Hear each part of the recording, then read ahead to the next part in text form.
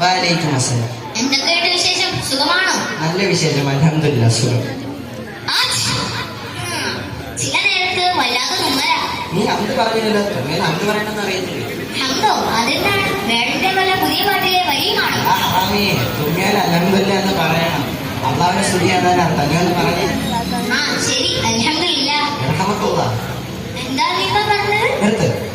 വേടന്റെ പുതിയ പാട്ടൊന്നല്ലേ? അതല്ല. റഹ്മത്തുള്ളാഹ് പറഞ്ഞാൽ അള്ളാഹ് നിങ്ങളുടെ കരുണ ചെയ്യട്ടെ എന്നാണ്. തുമ്മിയവൻ അൽഹംദുലില്ലാ എന്ന് പറഞ്ഞാൽ കേട്ടവൻ റഹ്മത്തുള്ളാഹ് എന്ന് പറയാം. ഇനി നിനക്ക് ഒരു പ്രാർത്ഥന കൂടെ പറയാറുണ്ട്. എന്താണത്?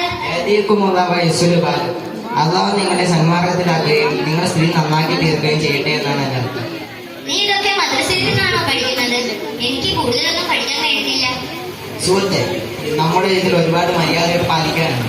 നബി സല്ലല്ലാഹു അലൈഹി വസല്ലമയുടെ കാലം തൊട്ടുള്ളതാണ്. ഇതെല്ലാം നമ്മുടെ ഉസ്താദുമാരെ പഠിപ്പിച്ചു തരുന്നതാണ്. ഇതെല്ലാം നമ്മുടെ പാഠപുസ്തകത്തിലുള്ളതാണ്. എനിക്ക് കൂടുതലൊന്നും പഠിക്കാൻ കഴിയത്തില്ല, അതുകൊണ്ട് ചെറിയ ദുഃഖമുണ്ട്. സുഹൃത്തെ, നമ്മുടെ ജീവിതത്തിൽ ഒരുപാട് മര്യാദകൾ പാലിക്കാറുണ്ട്. അള്ളാഹുവിനെ നമ്മൾ നന്ദിയുള്ളവരെ ജീവിക്കണം. അവ എന്തുമാത്രം അനുഗ്രഹമാണ് നമുക്ക് തന്നിരിക്കുന്നത് ഒന്ന് ചിന്തിച്ചു നോക്കും. മൂക്കിൽ പൊടിയോ മറ്റോ കയറുമ്പോൾ അത് പുറത്ത് കളയാനുള്ള ഒരു സമ്മർദ്ദമാണ് തുമ്മൽ.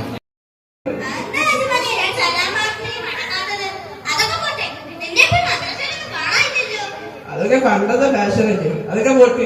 എന്റെ ഹെയർ സ്റ്റൈൽ എങ്ങനെയുണ്ട്? എന്റെ പാന്റ് എങ്ങനെയുണ്ട്?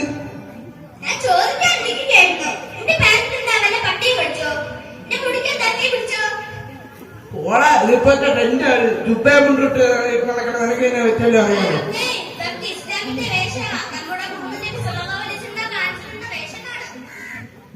നീ ഇതിലേക്ക് പുറകെ വയ്ക്കോ. ഞാൻ നിന്റെ സേലായിട്ട് പോകുന്നതുകൊണ്ട് എനിക്ക് യൂട്യൂബ് ഫോളോവേഴ്സ് ഒക്കെ ഉണ്ട്. നിഷാനി, എനിക്ക് സ്വന്തമായിട്ട് യൂട്യൂബ് ചാനലൊക്കെ ഉണ്ട്.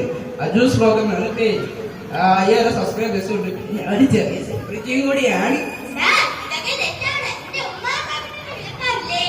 ഇല്ലടാ, കാരണം അവർക്കുണ്ട് യൂട്യൂബ് ചാനൽസ്.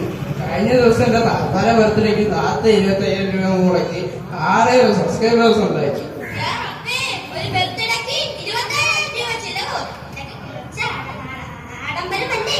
അതിനെന്താണ്, എന്റെ വാപ്പനെ ഒരു പൂത്ത കാശിട്ട്. പിന്നെ റമദാനിൽ പറഞ്ഞു കൊടുക്ക് കീറിയ 5-ന്റെയും 10-ന്റെയും നോട്ട് നൽകാറുണ്ട്. അതിപ്പോഴും പ്രത്യേക മാറ്റി വെച്ചിട്ടുണ്ട്.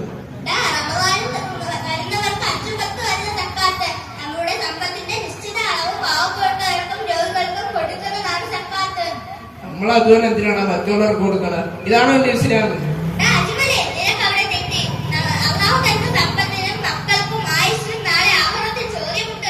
അതൊക്കെ മരിക്കുമ്പോഴല്ലേടാ.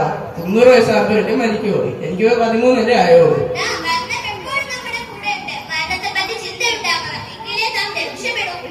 ഞാൻ നിശാനെ, നീ ഇതൊക്കെ എങ്ങനെ പഠിച്ച്?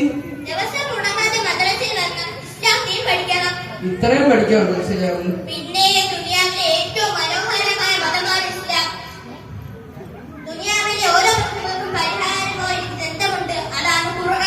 എനിക്ക് ആ ഗ്രന്ഥം പഠിക്കണം.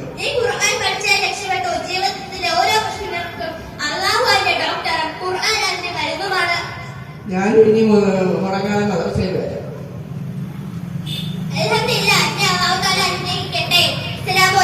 വലൈക്കും അസ്സലാം.